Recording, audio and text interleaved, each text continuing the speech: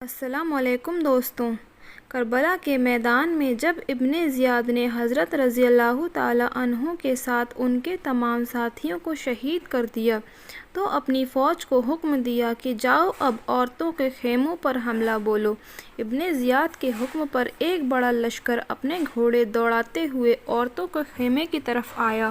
اور خیموں کو آگ لگانا شروع کر دیا۔ اندر بیٹھی عورتوں کو بے پردہ کر کے باہر دھکا دے دیا۔ فوج آگے بڑھتی جا رہی تھی اور ایک ایک کر کے خیموں کو آگ لگا کر اہل بیت کی عورتوں کو رسوا کر رہی تھی کہ اسی وقت اچانک ایک آواز گونجی، اے ظالموں، اپنی جگہ رک جاؤ، خبردار جو تم ایک قدم بھی آگے بڑھے۔ یہ آواز کسی اور کی نہیں بلکہ حضور صلی اللہ علیہ وآلہ وسلم کی سب سے پیاری نواسی حضرت فاطمہ کی بیٹی حضرت زینب کی تھی۔ حضرت زینب وہ ہستی ہیں جنہوں نے کربلا کی تاریخ میں جان ڈال دی اور دشمنوں کو بھی رونے پر مجبور کر دیا۔ کربلا کی اس بہادر شیرنی نے اپنی آنکھوں کے سامنے اپنے بچوں کو شہید ہوتے دیکھا، اپنے بھائی حسین کو سجدے میں شہید ہوتے دیکھا اور اپنے چچاؤں کی گردنیں کٹتی دیکھیں، لیکن پھر بھی اپنے نانا حضور صلی اللہ علیہ وآلہ وسلم کے دین کی کشتی کو ان ظالموں کے سامنے ڈوبنے نہ دیا۔ حضرت زینب کی پیدائش 5 ہجری میں ہوئی اور خود حضور صلی اللہ علیہ وآلہ وسلم نے آپ کا نام زینب رکھا کہ جس کا مطلب ہوتا ہے ایک باپ کا سب سے قیمتی تحفہ۔ حضرت زینب واقعی میں اپنے والد حضرت علی کی ایک قیمتی تحفہ تھیں اور ہم سبھی تک دین پہنچانے میں انہوں نے جو رول ادا کیا ہے اسے تاریخ کبھی نہیں بھلا سکتی۔ حضرت امام حسن اور امام حسین کی طرح حضرت زینب بھی پیارے نبی صلی اللہ علیہ وآلہ وسلم کی سب سے پیاری چہیتی نواسیوں میں سے ایک تھیں کہ جنہیں خود آپ صلی اللہ علیہ وآلہ وسلم نے اپنے کندھوں پر بٹھا کر بازاروں میں گھمایا ہے، جن کے لاڈ اور نخرے اٹھائے ہیں، اور بچپن کے 5 سال حضرت زینب نے اپنے نانا حضور صلی اللہ علیہ وآلہ وسلم کی چھاؤں تلے گزارے ہیں۔ حضرت حسن حسین کی طرح حضرت زینب بھی صحابیہ ہیں اور ان سے بہت سی حدیثیں مروی ہیں۔ حضرت زینب نے ساری زندگی صرف غم اور پریشانی ہی دیکھی۔ ان کے زندگی میں اتنی زیادہ تکلیفیں آئیں کہ ان کا نام ہی ام المصائب رکھ دیا گیا۔ عربی میں اس کا مطلب ہوتا ہے پریشانیوں کی ماں۔ سب سے پہلے اپنے نانا حضور صلی اللہ علیہ وآلہ وسلم کی وفات کا ایسا غم جسے بڑے بڑے صحابہ اکرام ہی برداشت نہ کر سکے۔ جب حضرت زینب کو اپنے نانا کے وفات کی خبر ہوئی تو دل پر ایسی چوٹ لگی کہ اس کے بعد وہ اکثر خاموش ہی رہتیں۔ ابھی اس واقعے کو 6 مہینے بھی نہیں گزرے کہ آپ کی امی بی بی فاطمہ بھی اس دنیا کو چھوڑ کر چلی گئیں۔ امی کی وفات کے بعد گھر کی ساری ذمہ داری حضرت زینب پر آ گئی۔ کھانا بنانا، کپڑے دھونا، گھر کی صفائی کرنا یا والد کے بیمار ہونے پر ساری رات جاگ کر ان کی خدمت کرنا۔ حضرت زینب ان کاموں کو بڑی خوبی سے انجام دیا کرتی تھیں۔ امی کی وفات کا غم ابھی ٹھنڈا نہیں ہوا تھا کہ اچانک ایک اور مصیبت آ پڑی۔ ایک دن صبح حضرت زینب کے والد حضرت علی علیہ السلام مسجد نماز پڑھنے گئے۔ تھوڑی دیر کے بعد اچانک باہر کچھ شور ہونے لگا۔ حضرت زینب پہلے تو سمجھ نہ پائیں کہ آخر یہ ہو کیا رہا ہے، لیکن کچھ دیر بعد لوگوں نے آ کر گھر کا دروازہ کھٹکھٹایا تو حضرت زینب گھبرا کر دروازے کے پاس گئیں اور جب دروازہ کھولا تو ہوش ہی اڑ گئے۔ سامنے والد جو ابھی کچھ دیر پہلے فجر کی نماز پڑھانے گئے تھے، ان کا زخمی جسم کچھ لوگ کندھوں پر گھر کے دروازے پر لیے کھڑے ہیں۔ ابن ملجم نے ایک تلوار میں زہر لگا کر حضرت علی پر نماز کے دوران اتنے بار کیے تھے کہ انہیں شمار کرنا بھی مشکل تھا۔ والد کی ایسی حالت دیکھ حضرت زینب کا دل تڑپ اٹھا۔ امی کی وفات کا غم ابھی ٹھنڈا نہیں ہوا تھا اور اب والد بھی حضرت زینب کو چھوڑ کر جا رہے تھے۔ حضرت علی رضی اللہ تعالیٰ عنہ اپنے اوپر ہونے والی حملے کے بعد صرف 2 دنوں تک زندہ رہے۔ ان 2 دنوں میں حضرت زینب کبھی مصلے پر بیٹھ کر اللہ سے فریاد کرتیں اور اپنے والد حضرت علی کی شفا کے لیے جھولی پھیلاتی اور دعائیں مانگتیں۔ اور جلدی سے دوڑ کر اپنے والد کے پاس آتیں اور انہیں اپنے ہاتھوں سے روٹی اور کھانا کھلانے کی کوشش کرتیں۔ باپ کے درد کو ایک بیٹی ہی محسوس کر سکتی ہے۔ پیارے دوستو، وہ کیا منظر ہوتا ہوگا کہ جب حضرت علی زخموں میں چور ہو کر بستر پر تڑپتے ہوں گے اور گھر میں موجود ان کی پیاری سی بچی بی بی زینب دوڑ دوڑ کر اپنے والد کی خدمت کرتی ہوں گی اور دل ہی دل اللہ سے فریاد کر رہی ہوں گی کہ اے اللہ، میرے بابا کو ٹھیک کر دے، میرا ایک ہی تو سہارا ہے، کیا وہ بھی آپ مجھ سے چھین لیں گے؟ لیکن قدرت کو تو کچھ اور ہی منظور تھا اور دنیا کو دکھانا تھا کہ اے لوگو، یہ اہل بیت ہے، میں جس سے سب سے زیادہ محبت کرتا ہوں اسو دنیا میں سب سے زیادہ تکلیف دیتا ہوں۔ اس لیے ابھی 2 دن بھی نہ گزرے کہ والد حضرت علی نے بھی بیٹی زینب کی آنکھوں کے سامنے دم توڑ دیا اور یہ بیٹی اندر ہی اندر آنسوؤں کے گھونٹ پی کر رہ گئی۔ اب حضرت زینب کے پاس اپنے 2 بھائی ہی تھے جن کو دیکھ کر وہ اپنے دل کو دلاسا دیتی کہ اے زینب، پریشان نہ ہو، تمہارے ماں باپ نہیں ہیں تو کیا ہوا، اللہ تعالیٰ نے تمہیں سچی محبت کرنے والے 2 بھائی دیے ہیں، وہی تمہارے لیے کافی ہیں۔ لیکن شاید اس معصوم بہن کو نہیں پتا تھا کہ ابھی زمانہ ایک اور کروٹ بدلے گا اور یہ ظالم دنیا اس بہن سے اس کے بھائیوں کو بھی چھین لے گی۔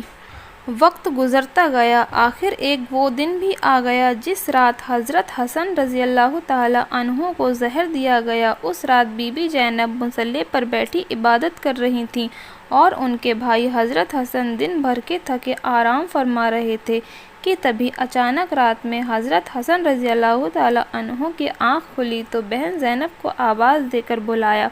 بھائی کی آواز سن کر حضرت زینب نے نماز کا سلام پھیرا اور دوڑتی ہوئی حضرت حسن کے پاس آ پہنچی تو حضرت حسن نے بہن زینب کو اپنے پاس بٹھاتے ہوئے کہا کہ اے میری پیاری بہن، آج میں تمہیں کچھ بتانا چاہتا ہوں، بہت غور سے سننا۔ اے زینب، ابھی میں نے ایک خواب دیکھا، مجھے میرے نانا جان نظر آئے تھے، وہ مجھ سے کہہ رہے تھے کہ اے حسن، تجھے لینے میں آ گیا ہوں۔ یہ سن کر حضرت زینب بے اختیار رونے لگیں۔ پھر حضرت حسن نے کہا کہ اے میری بہن، اللہ پر بھروسہ رکھو، اگر مجھے کچھ ہو گیا تو تم ہی میرے بچوں کا خیال رکھنا۔ پھر حضرت حسن نے فرمایا کہ اے زینب، مجھے پیاس لگ رہی ہے، جاؤ اور گھڑے سے میرے لیے پانی لے آؤ۔ بی بی زینب اٹھ کر گھر کے کونے میں رکھے گھڑے کے پاس گئیں، آنکھوں میں آنسو بھرے تھے، پاس پہنچ کر دوپٹے سے اپنے آنسو پوچھے اور پھر ایک پیالے میں پانی نکالنے لگیں، لیکن دل پر بھائی کی بات کا غم ایسا بھاری تھا کہ خود کو سنبھال نہ سکیں اور اسی جگہ بیٹھ کر بہت دیر تک روتی رہیں۔ پھر جلدی سے پیالے میں پانی بھرا اور بھائی حسن کے سامنے لا کر رکھ دیا۔ پیارے دوستو، یہ وہی گھڑا تھا کہ جس میں دشمنوں نے حضرت حسن کو شہید کرنے کے لیے زہر ملایا تھا، اور وہ زہر اتنا تیز تھا کہ حضرت حسن نے جیسے ہی اس پیالے کا پانی پیا تو پہلے تو کچھ بھی محسوس نہ ہوا، لیکن تھوڑی دیر بعد اچانک خون کی الٹیاں ہونے لگیں، آنتیں کٹ کٹ کے باہر آنے لگیں اور پھر دیکھتے ہی دیکھتے حضرت حسن کی طبیعت ایسی خراب ہوئی کہ ان کا چہرہ زہر کے اثر سے ہرا پڑ گیا۔ بیچاری زینب بھائی کی ایسی حالت دیکھ کر برابر روئے جا رہی تھیں اور سمجھ چکی تھیں کہ میرے بھائی نے جو کہا تھا کہ مجھے میرے نانا لینے آ چکے ہیں، وہ بات سچ ہونے کے قریب ہے۔ بھائی حسن کی وفات کے بعد بہن زینب نے وہ منظر بھی دیکھا کہ کیسے بنو امیہ والے تلوار لے کر نکل آئے تھے اور کیسے حضرت حسن کو ان کے نانا کے بغل میں دفن ہونے سے روک رہے تھے۔ بنو امیہ والوں نے کہہ دیا تھا کہ حسن کی قبر حضور صلی اللہ علیہ وآلہ وسلم کے پاس بنائی گئی تو ہم اپنی تلواروں سے خون کی ندیاں بہا دیں گے، کیونکہ جب ہمارے خاندان کے ایک فرد حضرت عثمان کو اس جگہ دفن نہیں ہونے دیا تو ہم حسن کو بھی یہاں دفن نہیں ہونے دیں گے۔ لیکن اسی وقت ابو ہریرہ رضی اللہ تعالیٰ عنہ نے حضرت حسین کو سمجھایا اور کہا کہ اے حسین، کیا تمہیں اپنے بڑے بھائی حسن کی وہ وصیت یاد نہیں جو انہوں نے وفات کے وقت آپ سے کہی تھی کہ اگر نانا کے بغل میں قبر بنانے پر کچھ لوگ مخالفت کریں تو لڑائی جھگڑا مت کرنا، بلکہ مجھے میری امی حضرت فاطمہ کے بغل میں دفن کر دینا۔ یہ سن کر حضرت حسین رضی اللہ تعالیٰ عنہ کا غصہ ٹھنڈا پڑ گیا اور کہنے لگے کہ چلو اب میرے بھائی حسن کی قبر میری امی کے بغل میں بناؤ اور پھر شام ہوتے ہوتے حضرت حسن کو جنت البقیع میں ان کی امی حضرت فاطمہ رضی اللہ تعالی عنہ کے بغل میں دفن کر دیا گیا۔ بڑے بھائی حضرت حسن کی وفات کو ابھی زیادہ دن نہیں گزرے تھے کہ ظالم یزید نے چھوٹے بھائی حضرت حسین کو اپنا نشانہ بنا لیا اور پھر کربلا کے میدان میں حضرت حسین رضی اللہ تعالی عنہ کو ایسی بے دردی کے ساتھ شہید کیا کہ پوری اسلامی تاریخ میں ایسی شہادت کبھی نہیں ہوئی تھی کہ رسول اللہ صلی اللہ تعالی علیہ وآلہ وسلم کے اس پیارے نواسے کو پہلے تو کئی دنوں تک پیاسا رکھا گیا، آنکھوں کے سامنے ہی سارے بھائیوں اور لڑکوں کو شہید کر دیا گیا، پھر آخر میں حضرت حسین پر بھی ظالم ابن زیاد نے تلوار اٹھا لی۔ سارا لشکر ایک طرف تھا اور حضرت امام حسین دوسری طرف اکیلے تلوار لیے کھڑے تھے۔ حضرت زینب کربلا کے میدان میں سجدے میں تھیں اور اللہ سے رو رو کر دعائیں کر رہی تھیں کہ یا اللہ میرے بھائی حسین کی مدد فرما، لیکن شاید قدرت کو تو کچھ اور ہی منظور تھا، اس لیے لڑتے لڑتے ظالم فوج نے حضرت حسین کو بھی شہید کر دیا اور ان کا سر کاٹ کر نیزوں پر لٹکا دیا۔ حضرت حسین رضی اللہ تعالی عنہ جو اب تک کربلا کے میدان میں دشمنوں سے لڑنے جا رہے تھے، تو اپنی تلوار کو ایک پتھر پر تیز کرتے ہوئے بہن زینب کو اپنے پاس بلایا اور کہا، اے میری بہن، اگر آج لڑتے لڑتے میں شہید ہو جاؤں تو میرے بچوں کا خیال رکھنا اور ہو سکے تو ان دشمنوں سے میرے بچوں کے لیے پانی مانگ لینا، شاید انہیں میرے بچوں پر ترس آ جائے اور وہ انہیں 2 گھونٹ پانی پلا دیں۔ حضرت زینب نے جب یہ سنا تو رو رو کر برا حال ہو گیا، لیکن حضرت حسین اس وقت تک کربلا کے میدان میں جا چکے تھے۔ اچانک تھوڑی دیر بعد حضرت حسین کا گھوڑا جلجنا بھاگتا ہوا بہن زینب کے پاس آیا۔ وہ گھوڑا خون میں لت پت تھا، اس کے جسم پر تیر لگے ہوئے تھے، آنکھوں سے آنسو جاری تھے اور وہ ایک خاموش زبان میں بہن زینب سے کچھ کہہ رہا تھا۔ شاید وہ گھوڑا بہن زینب سے کہہ رہا ہوگا کہ اے رسول کی نواسی، کاش کہ آپ کربلا کے میدان میں وہ منظر دیکھ لیتی جو اس ظالم یزید کی فوج نے تمہارے بھائی حسین کو کیسے تڑپا کر مارا ہے، ان کے ہاتھ پیر کاٹ دیے، ان کا سر دھڑ سے جدا کر دیا اور پھر ان کے پاکیزہ جسم پر گھوڑے دوڑا دیے۔ حضرت زینب نے جیسے ہی اپنے بھائی کے گھوڑے جلجنا کو اپنے پاس دوڑتے آتا دیکھا اور اس کے جسم پر لگے تیر اور تلواروں کے نشان دیکھے تو سمجھ گئیں باہر کربلا کے میدان میں ان ظالموں نے میرے بھائی کے ساتھ کیا قہر ڈھایا ہے۔ اور پھر حضرت زینب کی رونے کی ایک آواز گونجی جس نے زمین و آسمان کو ہلا کر رکھ دیا۔ حضرت زینب رو رو کر اپنے نانا حضور صلی اللہ علیہ وآلہ وسلم کو پکار رہی تھیں اور کہہ رہی تھیں، اے میرے نانا جان، کاش کہ آپ زندہ ہوتے تو کربلا کے میدان میں آ کر دیکھ لیتے ان ظالموں نے تمہارے حسین کا کیا حال کیا ہے۔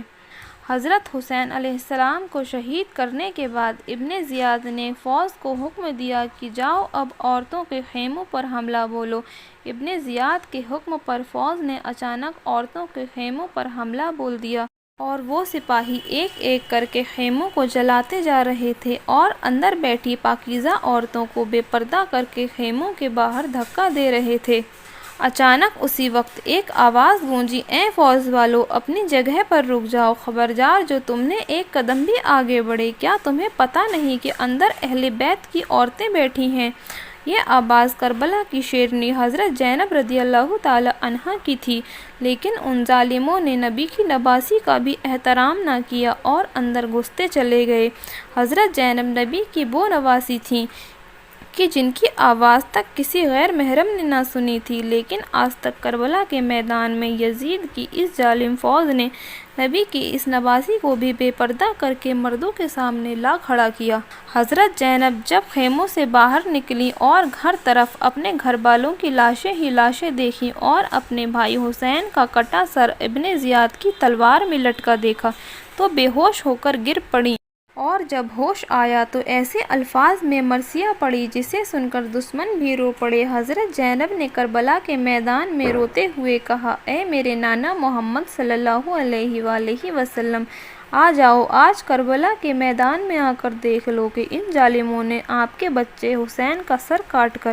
کیسے نیزوں پر لٹکا دیا ہے۔ آپ کے گھر کی عورتوں کو بے پردہ کر کے زنجیروں میں جکڑ دیا گیا ہے اور انہیں سڑک پر گھسیٹا جا رہا ہے۔ اے میرے نانا محمد صلی اللہ علیہ وآلہ وسلم، کاش کہ آپ زندہ ہوتے۔ حضرت زینب کی اس دکھ بھری فریاد نے پتھر دلوں کا بھی سینہ چیر کر رکھ دیا۔ لیکن ظالم ابن زیاد کے حکم پر فوج نے اہل بیت کی عورتوں کو زنجیروں میں جکڑا اور پھر پیدل ہی کوفہ شہر لے گئے۔ دوستو، کوفہ شہر کربلا کے کوئی آس پاس نہیں تھا بلکہ سینکڑوں کلومیٹر دور تھا۔ یہ ظالم فوج اہل بیت کی عورتوں کو زنجیریں پہنا کر پیدل ہی کوفہ شہر لے گئی۔ ابن زیاد کی نظر جیسے ہی حضرت حسین کے بیٹے زین العابدین پر پڑی تو حکم دیا کہ اس لڑکے کو بھی گردن کاٹ کر نیزوں پر لٹکا دو۔ ابن زیاد کے حکم پر شمر آگے بڑھا اور اپنی تلوار نکال کر حضرت زین العابدین کو شہید کرنا چاہا،